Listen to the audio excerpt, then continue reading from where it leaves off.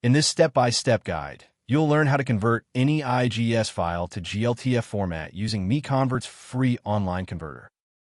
Step 1. Open Google and type IGES to GLTF MiConvert.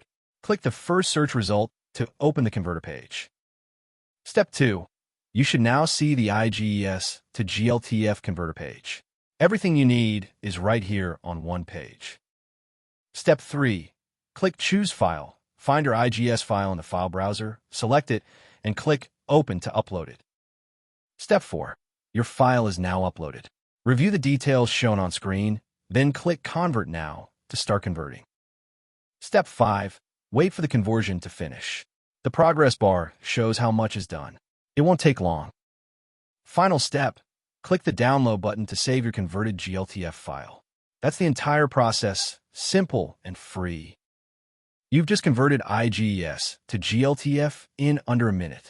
Visit MiConvert.com for more tools. Subscribe for more guides.